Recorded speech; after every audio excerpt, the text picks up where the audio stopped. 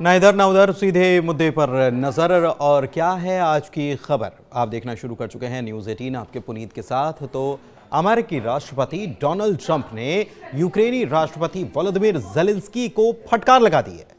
Trump ने truth social पर post करते हुए लिखा है कि ज़ेलेंस्की अखबार के पहले पन्ने पर शेख ही बखार रहे हैं, यूक्रेन कानूनी रूप से क्रीमिया पर कब्जे को मान्यता नहीं देगा। ट्रंप ने कहा कि ज़ेलेंस्की का यह बयान रूस के साथ शांति को लेकर, सीज फायर को लेकर जो बातचीत चल रही है वो उसके लिए बेहद हानिकारक है, यानी कि खतरनाक है। क्रीमिया सालों पहले बराक ओबामा के कार्यकाल में गंवाया जा चुका है, ये ट्रंप कह रहे हैं। और वो ये भी कह रहे हैं कि अब वो कोई मुद्दा भी नहीं रह गया। आपको बताएं कि रूस ने 2014 में यूक्रेन के क्रीमिया पर कब्जा कर लिया था। हालांकि इस कब्जे को अंतर्राष्ट्रीय स्तर पर कोई मान्यता नहीं मिली है और इसी को लेकर ज़ेलेंस्की ने एक अमेरिकी अखबार से बातचीत में, इंटरव्यू में ये कहा था कि यूक्रेन क्रीमिया पर रूसी कब्जे को मान्यता नहीं देगा। पीस डील से बाहर आने की अमेरिका धमकी दे चुका है। कब दे चुका है? अमेरिका जल्द ही खुद को रूस और यूक्रेन की पीस डील से बाहर कर सकता है, यह बात खुद अमेरिका ने कही। अमेरिकी राष्ट्रपति डोनाल्ड ट्रंप ने पिछले हफ्ते 18 अप्रैल को रूस और यूक्रेन पीस डील से हटने की धमकी भी दी थी और यह कहा था कि अगर रूस या यूक्रेन में से कोई एक भी डील के लिए तैयार नहीं होता तो यह एक बेवकूफ़ी भरा कदम होगा और हम पीस डील से बाहर आ जाएंगे। डोनाल्ड ट्रंप वही ट्रंप हैं जो ये कह रहे थे कि जैसे ही वो राष्ट्रपति बनेंगे वो यूक्रेन और रूस के बीच जो जंग चल रही है इसको चुटकियों में खत्म करा देंगे। लेकिन अब वो कह रहे हैं कि अगर ऐसा रहेगा तो हम इससे बाहर हो जाएंगे। ट्रंप से पहले उसी दिन अमेरिकी विदेश मंत्री मार्को रूबियो ने भी कहा था कि आने वाले दिनों में अगर रूस और यूक्रेन जंग को खत्म करने के लिए कोई ठोस कदम नहीं उठाए जाते हैं तो अमेरिका शांति के प्रयास को छोड़ देगा। दरअसल डोनाल्ड ट्रंप का दूसरा कार्यकाल शुरू हुए 90 दिन हो चुके हैं। इस दौरान अमेरिका और रूस के बीच कई बार यूक्रेन जंग के समाधान पर बातचीत हो चुकी है, कई बार दौरे हुए हैं, सऊदी में भी बातचीत हुई है, लेकिन ट्रंप प्रशासन को शांति कायम करने में कोई खास कामयाबी हाथ नहीं लग पाई। इसके पहले वो तमाम दावे करते रहे हैं। हालांकि पेरिस दौरे से लौटते वक्त मार्को रूबियो ने कहा था कि अगर यूक्रेन जंग को खत्म करना संभव नहीं है तो अमेरिका को अगले कुछ दिनों में अपनी कोशिशों को छोड़ देना चाहिए और आगे बढ़ जाना चाहिए। जंग को रोकने के लिए अमेरिका ने पीस प्लान भी पेश किया था। बीते हफ्ते हुई जो बैठक थी इसमें अमेरिकी विदेश मंत्री मार्को रूबियो और स्पेशल जो दूत तैनात किए गए स्टीव विटकॉफ, उन्होंने पेरिस में यूरोपीय और यूक्रेनी नेताओं के साथ एक बैठक की थी और इसमें जंग को खत्म करने के लिए की जा रही ट्रंप प्रशासन की कोशिशों के तौर पर इसे आयोजित किया गया था, जिसमें अमेरिका ने शांति के लिए एक प्लान भी रख दिया था। अमेरिकी विदेश विभाग के मुताबिक इस प्लान को सभी पक्षों ने सराहा। हालांकि इस प्लान में क्या शामिल किया गया यह अभी सार्वजनिक भी नहीं किया गया।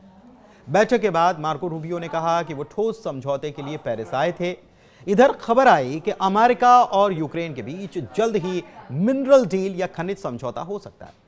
17 अप्रैल की रात को यूक्रेन की अर्थव्यवस्था मंत्री यूलिया स्विरिडेंको ने बताया कि कीव और वॉशिंगटन के बीच डील को लेकर एक एमओयू पर हस्ताक्षर हुए। दरअसल अमेरिका ने यूक्रेन को रूस के खिलाफ जंग में $350 बिलियन के हथियार दिए। ट्रंप प्रशासन ने इस मदद के बदले यूक्रेन से कीमती खनिज देने की मांग की है। इससे पहले 31 मार्च को अमेरिकी राष्ट्रपति डोनाल्ड ट्रंप ने यूक्रेनी राष्ट्रपति वोलोदिमीर ज़ेलेंस्की पर मिनरल डील से पलटने के आरोप लगाए थे। आपको बताएं कि फरवरी में ज़ेलेंस्की और ट्रंप के बीच सार्वजनिक बहस हुई थी और इसके चलते समझौते के पहले ड्राफ्ट पर सिग्नेचर भी नहीं हो पाए थे। ट्रंप ने आरोप लगाया कि ज़ेलेंस्की क्रीमिया पर रूसी कब्जे को स्वीकार करने से इनकार कर रहे हैं और इस वजह से यूक्रेन रूस युद्ध खत्म करने के लिए समझौता नहीं हो पा रहा है। ट्रंप ने यह भी दावा किया कि युद्ध खत्म करने का समझौता बहुत करीब था और मॉस्को के साथ डील प्रभावी रूप से पूरी हो गई थी, लेकिन क्रीमिया देने से इनकार करने के साथ ही ज़ेलेंस्की के साथ बातचीत करना अब कठिन साबित हो रहा था।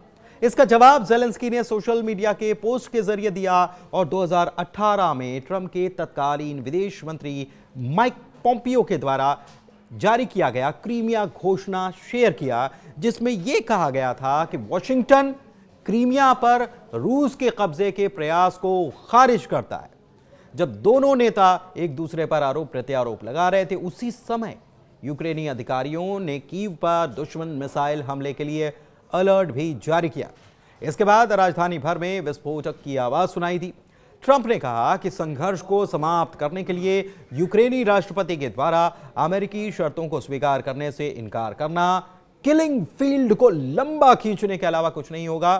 उन्होंने यह भी कहा कि लगता है कि हमने रूस के साथ एक समझौता किया, हमें ज़ेलेंस्की के साथ एक समझौता करना होगा।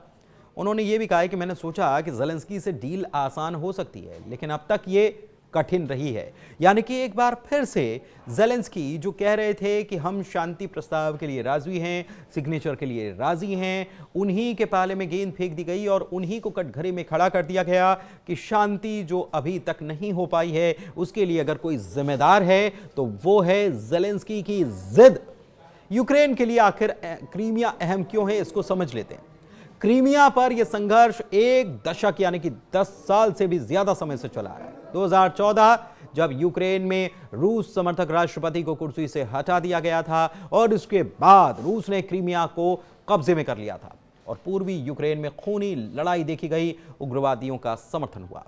अब तक अमेरिका का यह क्लियर स्टैंड रहा है कि क्रीमिया यूक्रेन का संप्रभु क्षेत्र है और रूस का इस पर किसी तरह का कोई कब्जा भी अवैध है।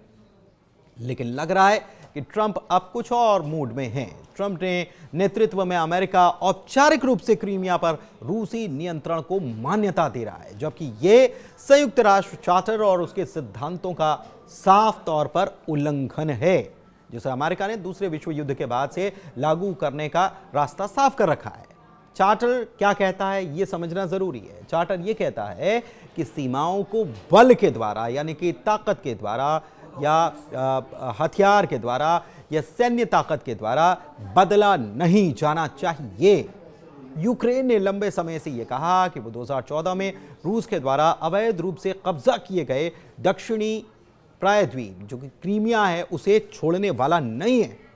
क्रीमिया पर रूस के अवैध कब्जे को मान्यता देना ज़ेलेंस्की के लिए न केवल राजनीतिक रूप से असंभव है, बल्कि यह युद्ध के बाद के अंतर्राष्ट्रीय कानून जो मानदंड है, यूएन चार्टर के मानदंड है, इसके भी उलट होने वाला है कि सीमाओं को बलपूर्वक बदला नहीं जाना चाहिए। ज़ेलेंस्की ने लगातार इस सुझाव को खारिज किया है कि यूक्रेन क्रीमिया प्रायद्वीप पर अपना दावा छोड़ेगा और यह बात पहले भी कही जा रही थी। माना तो यही जा रहा था कि यूक्रेन और रूस के बीच डील इस बात पर टिक गई है कि यूक्रेन अपना हिस्सा जो अभी तक रूस ने उसका कब्जा रखा है, रूस ये चाहता है कि उस हिस्से को छोड़ दे और फिर शांति प्रस्ताव हो जाए और साथ ही साथ यूक्रेन में बड़े हथियार ना हो और यूक्रेन इस बात की जिद भी छोड़ दे कि वो नाटो में शामिल होगा।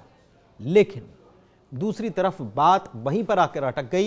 ये पहले भी इस बात की आशंका थी या इस बात की स्थितियां बन रही थी कि क्रीमिया का मसला ही अटकेगा, बाकी के हिस्से तो छोड़ दीजिए, जिसको अभी युद्ध जब शुरू हुआ तब रूस ने कब्जा लिया, उस हिस्से की तो अब बात ही नहीं हो रही है। बात हो रही है 2014 में कब्जाए गए क्रीमिया की और बात वहीं पर आ अटकी है। और इसी मामले को लेकर अब अमेरिका कह रहा है कि क्रीमिया, एक प्रकार से ट्रंप की तरफ से ये इशारा किया जा रहा है कि क्रीमिया की तो बात ही क्यों कर रहे हो और क्रीमिया तो कब का रूस का हो चुका है।